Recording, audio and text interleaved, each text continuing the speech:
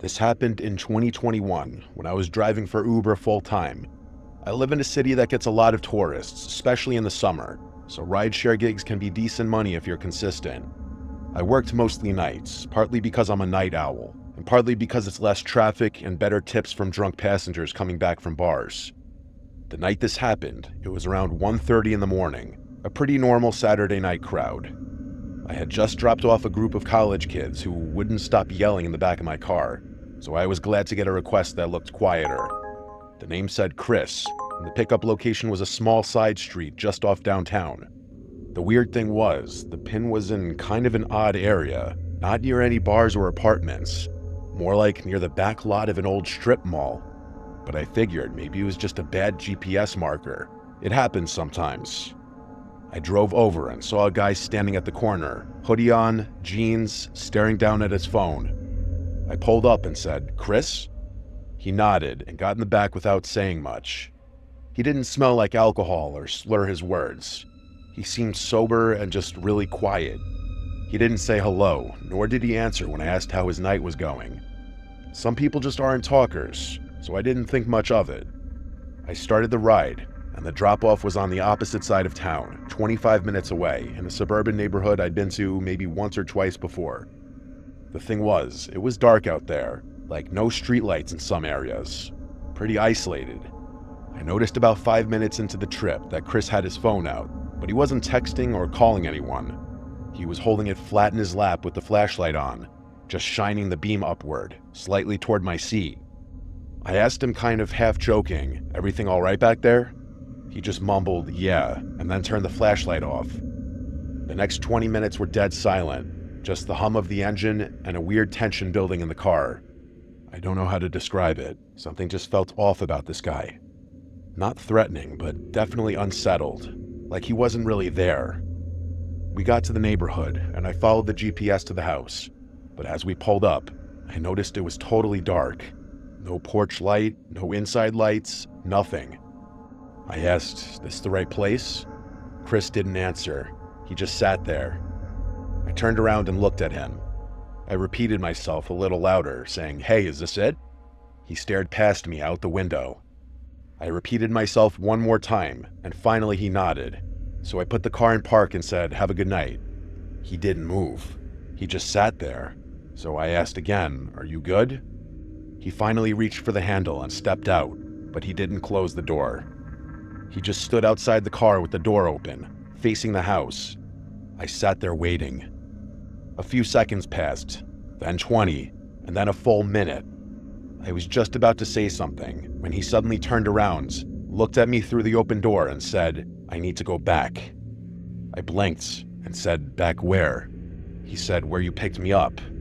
His tone was flat with no emotion. I didn't know what to say. That was a 25-minute drive, and it wasn't like I could just reverse the trip. I told him he'd have to request a new ride, but he just stared at me. He begged me, saying, "Please, I need to go back." I told him again, "You need to request it through the app." That's when he said something that sent chills up my spine. He said, "I can't. They're not gone yet." My only response could be, "Who's not gone?" He didn't answer. He just stood there, still holding the door open, and I noticed he was breathing heavily. At that point, I started getting seriously uncomfortable. I said, "Look, I can't just start a new ride unless you request it." He stared for another second, then slowly backed away and closed the door. He walked toward the house, even though it was pitch black and looked empty. I waited until he got to the porch before I pulled off. The moment I turned the corner, I ended the trip in the app and started heading back toward downtown.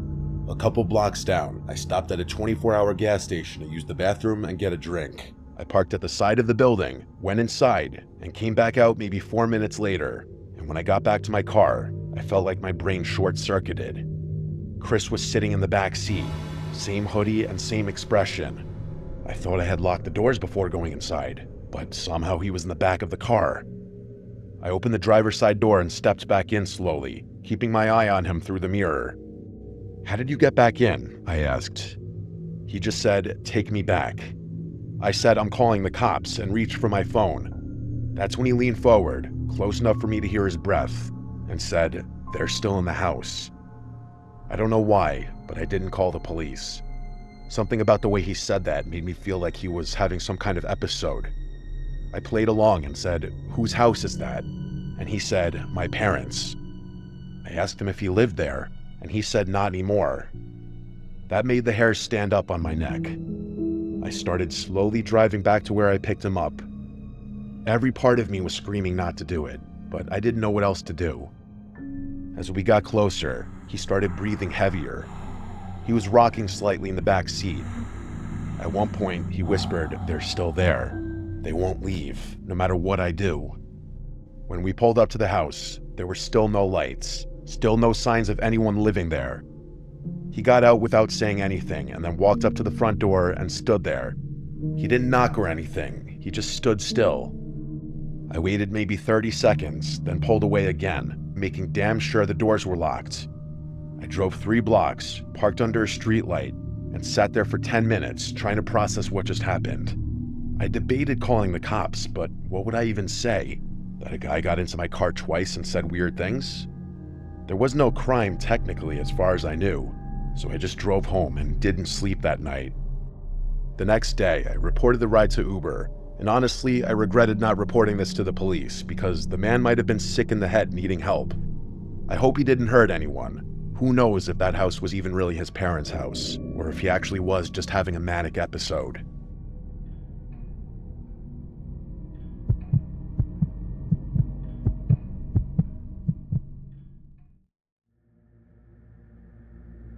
During my childhood, every year my family would have a tradition where we'd all go up to northern Michigan for a weekend in October. Our Uncle Jim used to own a 4-acre property up there. The house on the property could fit a lot of people, with 5 bedrooms and 3 bathrooms. 2 bedrooms were set up for my cousins and my siblings, so my brother and sister in one room and our 4 cousins in another room. The other rooms were for all of our parents. My Uncle Jim has always been a big hunter and fisherman. He'd go on camping trips specifically for hunting all around the country. My dad has gone camping with him a few times, even though he's an animal lover and would never harm a fly. Part of the 4 acres that my uncle owned was a big chunk of forest. He marked a line of trees with red paint to mark the property line. Beyond that was just forest owned by the county, I don't know. The nearest house in that direction was probably miles away. Me, my brother Adam, and my cousins Jake and Joe all came up with an idea at lunch when our dads were talking about hunting. We wanted to go camping in the woods that night. Our dads were on board with it. They were definitely already kind of drunk, so more likely to say yes to stuff. Our moms weren't as on board, but they didn't directly say no. So my dad and Uncle Jim took the 4 of us into the woods with a tent. My girl cousins and sister were not involved in this. It was just us boys. They led us into the woods, and when Joey, the youngest of us, started complaining that it's too far, they started laughing. That's how our dads are when they're together, especially when they drink. They loved messing with us as kids. Speaking of ages, I'm oldest. At the time, I was around 13. Adam and Jake were around 10, and Joe was around 9. We went beyond the property line as there was this small clearing in the woods with a bunch of soft green, mossy-looking stuff that my uncle referred to as deer beds, I'm pretty sure. He said it was perfect for a campsite and that he's used it before. My dad and Uncle Jim kind of gave us a half-drunk lesson on setting up a tent. They made us help out so that it wasn't just them doing all of the work. It was a really big tent, big enough for 4 people, especially kids. Once it was set up, we put our sleeping bags inside. We did this during the day because obviously it was infinitely easier than doing it at night. After all of that, we went back to the house and played games outside until dinner time. At dinner, our moms again expressed that they weren't fans of this idea, that we were too young to be out in the woods alone. Our dads insisted that we'd be fine, and I remember my dad making a joke that we'd be close enough for them to hear our screams if something were to go wrong. It wasn't until later on that our dads led us back into the woods to the tent. We all had flashlights and extra blankets since it was cold at night. I also brought a deck of Uno cards for us to play. When we all got situated in the tent, my dad and Uncle Jim left back to the house. We were suddenly alone in the woods. Honestly, we weren't as close to the house as you think. We were deep enough into the woods where you couldn't see any light from the house. We started playing Uno for a while. I'd say half an hour at least. Playing Uno is actually a really good time killer. It passes the time really well. The tent was lit up by our flashlights arranged in a circle. All was fun and swell, until we heard a scream in the distance. It sounded like a girl's scream. We all went silent and looked at one another with the same faces. I then remembered that Fox's screams sound like the scream of a woman, so I told everyone that. I saw how freaked out Joe was especially, but my statement calmed everyone down. We continued to play Uno. I actually won like every single round. At that point, no one had mentioned the scream again. It was most likely out of all of our minds. But it happened again, and much louder and closer this time. This time, it sounded a lot more human. We all went silent again. This time, even I was freaked out. Joe looked like he was going to cry. I told everyone to turn their flashlights off. We crawled to our respective sleeping bags and sat in the darkness. None of us had the courage to run out into the woods back to the house. It's that fear of running and being chased, and just catching the attention of whatever was out there with the sound of our footsteps. Somehow hiding inside of a cloth tent felt like the safer option, so we waited and waited in silence. We still whispered amongst each other, wondering if it could still be a fox. I was truthful and said, I don't know, hopefully.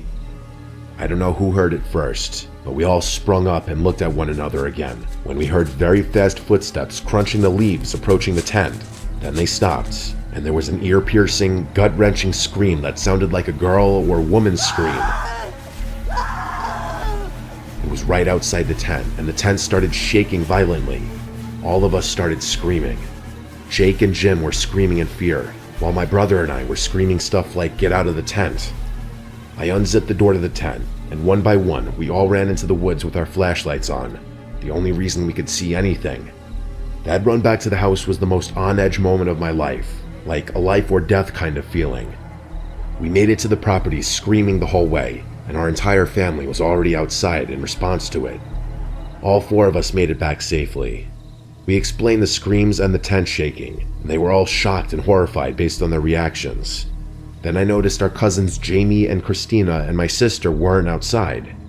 I called out my dad and uncle, accusing them of sending one of the girls to scare us, but when he showed us that the girls were already in bed, that's when it was clear.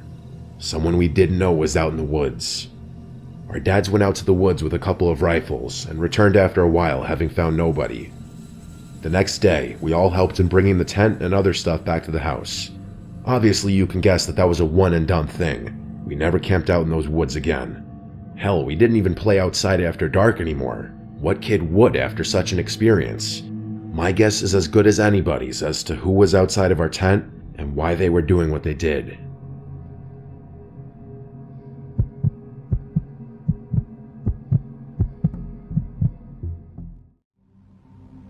I have a dog who I take for a walk 3 times a day. First in the morning, then in the afternoon, and finally at night. I take him on the same route every time, which is through our driveway exit, which leads to a cul-de-sac parking lot for the condominium complex we live in. This will make sense soon as to why I'm telling you this. On the night walk, I always go somewhat late.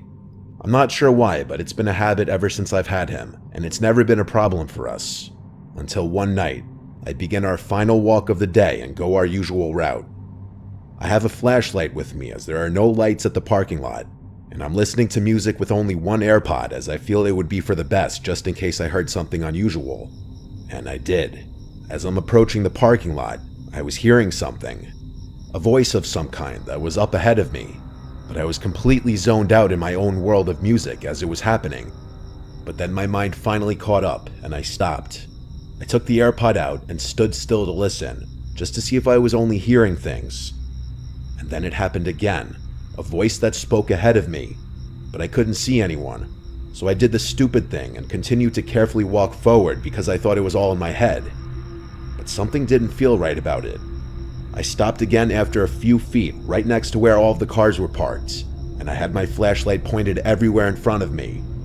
I stayed listening, and the creepiest thing that has ever happened to me yet was hearing a muffled voice of what sounded like a kid say the word "help." My heart dropped so fast I couldn't move my legs. I frantically pointed my flashlight everywhere to see where it was coming from. I was sure it was coming from the cars, but I was completely thrown off by this. But there wasn't a kid in sight. or anyone nearby. It was just me and my dog, who didn't seem to notice anything as he was just sniffing some bushes nearby. And then I heard it again. The word help was spoken 3 more times, and it was coming from my left side where the cars were parked. It made me panic even more. I didn't know what to think of it, and I knew I wasn't imagining this when I saw my dog's ears perked up, and he was looking in the same direction I was facing after it happened. And that's when it hit me about how incredibly eerie all of this was. After hearing it multiple times, I realized the kid's voice didn't sound entirely like a kid. I don't know how to explain it, but it was like the mix of an adult and a child at the same time. And each time they called for help, not only was the voice always muffled, but it was spoken in a more generic statement as opposed to a cry for actual help every time. And I mean that literally. There was absolutely no change in the tone, inflection, sound, or anything of sorts. My dog and I ran straight home afterwards, and I tried to explain to my mom what happened. She was puzzled herself about what it could have been, and I suggested we call the cops on the off chance that there was actually someone in need of help, but she didn't think it was necessary. So many questions were conjuring up in my head. Why was the voice muffled? Was there someone in the car that I couldn't see? Or was it something darker waiting for me to move closer? I don't like to think too much about it, but whatever it was, it still makes me feel extremely disturbed to this day. This picture is where I had stopped and taken my AirPods out to listen, and I heard it up ahead on the left. This is where I had gotten closer and heard it on my left side. I'm aware that there's a condo complex on the right side, which some may think the noise was coming from, but it was in this direction facing the cars where my dog and I heard it, and you could see from this point of view that there's nothing to really indicate a noise coming from somewhere else. Also, at the time this happened, the cars that were parked were trucks and SUV types, so they were a lot larger and covering more space, thus making it harder to see from where I was standing. I never figured this out.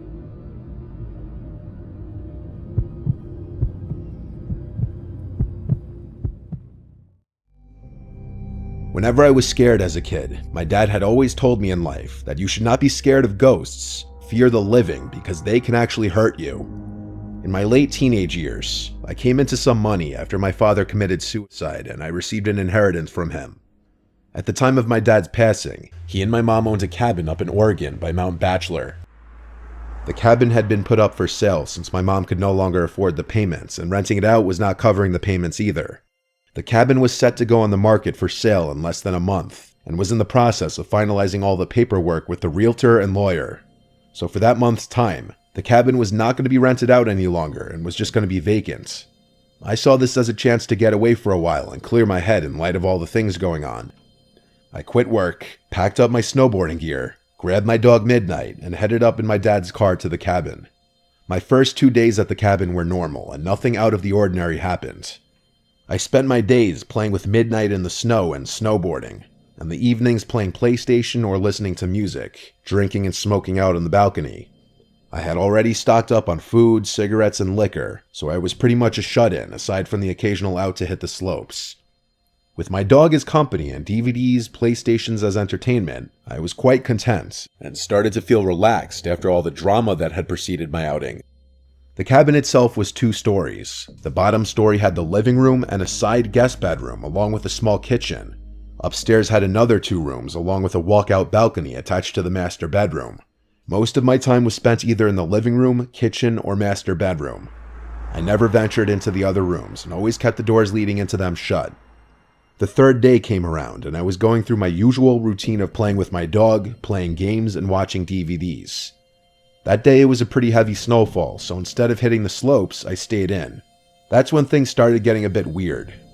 In our area, there were only 2 other cabins adjacent to ours, maybe a block away from each other. All other cabins aside from these 2 were around a mile away from ours.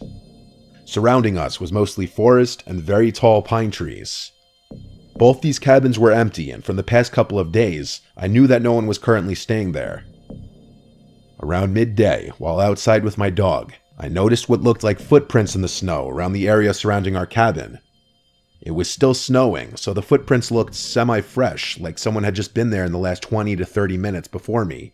I thought that maybe someone was staying in the cabin near me that I may not have noticed. Maybe they were shut-ins like me. Alright, whatever. The footprints led away from my cabin and they disappeared in the snow towards the denser part of the trees. I disregarded the footprints and went back inside. Nighttime came around and I decided to head to bed. My dog Midnight was laying on the bed with me when I noticed his ears perk up to a listening position. This was followed by him quickly jumping off the bed and running downstairs to the living room. I lay in the bed and stayed silent. I was honestly freaked out, and I could hear him moving around downstairs back and forth. After around 5 minutes, he ran back upstairs to me and started to do his doggy dance for the sign that he had to pee or that he wanted to go outside. Shit, well fine, I can't say no to him, so we both went downstairs to the outside driveway for him to do his thing. Only he didn't want to pee. As soon as we were outside, he started to pull his leash, trying to drag me to where he wanted to go. He kept looking into the dense part of the trees where the prints had been earlier, but he also kept sniffing the side of the house and looking up towards the roof. After he figured out that I was not going to go where he wanted, he sat himself down and just stared into the darkness. A bit unusual for him, but alright, maybe there's some forest animals out there that he wants to chase down. But fuck this, I didn't want to chase anything, so I pulled him back inside and we both headed back upstairs. Around half an hour later, I was lying in my bed when I heard what sounded like hooves walking on my roof. It was only a series of around 6 steps, and I rationalized that it could be a pine cone falling from a tree onto the roof, or maybe a kind-hearted forest animal running around. But here's the thing, the steps seemed to be spaced apart like a man-length stride, so it was really freaking me out. Midnight also heard the noise and was quick to run to the balcony screen door, expecting for me to let him out. Alright, you know what? I'm a tough guy, and at the time, I considered myself to be fairly well built and strong enough to handle myself. So I grabbed my coat and shoes along with my cigarettes and flashlight and went out onto the balcony. As soon as I went outside, I lit up my cigarette and started canvassing the roof with my light. Nothing there, and the snow on top was undisturbed. Weird. Was it all in my head? What about Midnight hearing the noise? Maybe he was feeding off my paranoia. I started to calm down and relax again. My eyes started to adjust to the darkness, and I kept smoking and just staring at the stars and trees next to our cabin. That's when I saw it. In a tree that was a little taller than our cabin and around 20 feet from the balcony, I saw what looked like a man crouched in a squatting position in between 2 branches. It looked really tall, like 8 or 9 feet, and it was really fucking skinny. It was squatted on one branch, and its freakishly long, white arms were extended above its head, holding onto the branch above it, while its mouth was wide open with no expression. What the fuck is that? I wasn't sure if I was really seeing this thing, and stood just staring and sat there motionless. I noticed Midnight stand up and start pacing behind me and lightly barking at the same time. The thing still did not move. I put my cigarette out and was debating on shining the light in the thing's direction, but something in my head kept screaming not to. So I walked backwards to the inside of the room and pulled Midnight with me. Once inside, I locked the door and shined the light in the thing's direction, but there was nothing there. I shut the curtains to the screen door and retreated back to bed. But later on in the night, I heard some light tapping at the screen door, like someone was tapping on the glass with their fingers. It was consistent and did not stop for nearly an hour. Midnight seemed to stare at the door, but he wouldn't go near it anymore. The weirdest part was that I had a feeling like someone was inviting me to open that door, but at the same time, I kept hearing my dad's voice in my head, telling me to stay in bed and don't do it. I listened to my dad's voice and just stayed where I was. I passed out eventually and woke up in the morning. It didn't take me long to pack everything and get the hell out of there.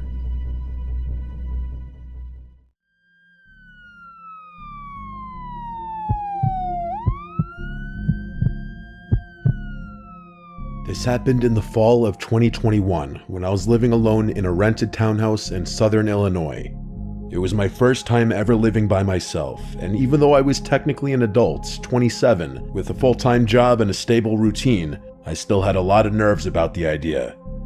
I'd just gone through a rough breakup, and I thought the silence and solitude might help me process everything. The townhouse was part of a small row of identical units, kind of plain but clean and quiet, tucked away in a sleepy cul-de-sac just off a rural highway. The neighborhood had that sterile suburban vibe. Lots of beige vinyl siding, trimmed hedges, wind chimes, and mailboxes with family names stenciled on them.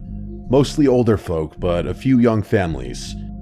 I didn't know any of my neighbors well, but I liked it that way. I kept to myself. But almost right away, I noticed one person who stood out from the rest. He lived 3 doors down. A tall, heavy-set man, probably in his mid-40s, with a scruffy beard and a weird habit of standing outside his house at night, sometimes just pacing or smoking, sometimes doing nothing at all, just staring. I'd pull into my driveway after work around 9 or 10 p.m., and there he'd be, leaning against his porch rail or just standing at the edge of his driveway facing the street. He never waved, never smiled. He just stared. Even if I looked directly at him, I tried to ignore it.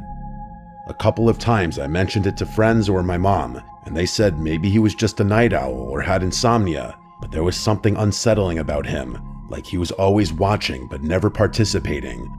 It wasn't just that he was there, it was the stillness. He didn't fidget or check his phone or shift his weight. He just stood there like a statue. I told myself not to be paranoid, but the more time passed, the more that gnawing feeling in my gut grew. Then the noises started. It was around mid-September when I first heard it. I had just gotten home from work after a long shift. I worked late hours managing inventory at a distribution center, and I usually got in around 10:30 p.m., exhausted, grabbing a bite to eat, and crashing. That night, I fell asleep around midnight. At exactly 2:37 a.m., I woke up to a sound I can only describe as metal scraping against wood. At first, I thought I had dreamed it, but then I heard it again. A long, slow creaking noise, like an old gate opening. My bedroom was on the first floor, at the back of the unit, and I had a sliding glass door with vertical blinds that led to a small fenced-in backyard. I sat up in bed, heart racing, and listened. There was a pause, then I heard footsteps, soft crunching sounds like someone walking slowly across gravel. My entire backyard was lined with decorative rock instead of grass, so you could hear every footstep clearly. These weren't animal sounds. I grabbed my phone and crept out of bed. I didn't have a weapon, just a dull kitchen knife I kept in my nightstand, just in case, which at the time felt kind of ridiculous. I crouched by the edge of the window and peeked through the blinds. I couldn't see anything. The motion light wasn't on, which meant either they were out of range or had come in a different way. I dialed 911. The dispatcher was calm, asked for my address, and told me officers were en route. I stayed crouched in the dark, barely breathing. About 10 minutes later, red and blue lights flickered through my front window. I got up, opened the door, and met the 2 officers outside. I explained everything, what I heard, what time it started. One of them walked around the back while the other stayed with me and asked a few questions. The officer in the yard came back and said the gate was closed and there were no signs of tampering, but said he'd write up a report just in case. They didn't see anyone. No footprints or damage. Basically no crime. One of them actually said, probably just a raccoon, and gave me a look that clearly said, "You're wasting our time." I didn't argue. They left after about 10 minutes. I didn't sleep the rest of that night. The next morning, I went outside to check the backyard myself. That's when I noticed something strange. There was a flat stone about the size of a paperback book, wedged under the bottom edge of the wooden fence gate. I hadn't noticed it before. The gate had a heavy spring that made it swing closed automatically, but the stone looked like it had been placed there specifically to stop it from closing all the way. It was subtle, like something someone would do if they wanted to come back later and slip in without making noise. I picked up the rock and tossed it across the yard. I called the police again and told them what I'd found. They told me they'd note it in the report, but again said there wasn't much they could do. I asked if they could talk to any of the neighbors or check for cameras. They said no, unless a crime was committed, they couldn't investigate. I felt like I was losing my mind. 2 nights later, it escalated. At exactly 2:14 a.m., I woke up again, this time to the sound of my back door handle turning. The handle rattled gently at first, like someone testing it, then a harder jiggle, like someone trying to open it. I sat up in bed, heart hammering. I couldn't see anything through the blinds, but I could feel someone standing on the other side. My mouth went dry. I picked up my phone with shaking hands and called the police again. While I waited, I crouched in the hallway out of view. I didn't have a gun or dog, just that stupid kitchen knife. My motion light clicked on, and through a tiny gap in the blinds, I saw a shadow move across the window. It was a man. He didn't run or try to hide. He just stood there. The same 2 officers showed up again. This time, they actually found footprints in the gravel, big ones, heading right up to the door. But again, they said since no entry had been made, there wasn't enough to go on. They promised to patrol the area more often and told me to keep my doors locked. The next day, I installed a camera. It was one of those mid-range Wi-Fi security cams. I set one up above the back door and another above the front porch. That night, I didn't go to bed.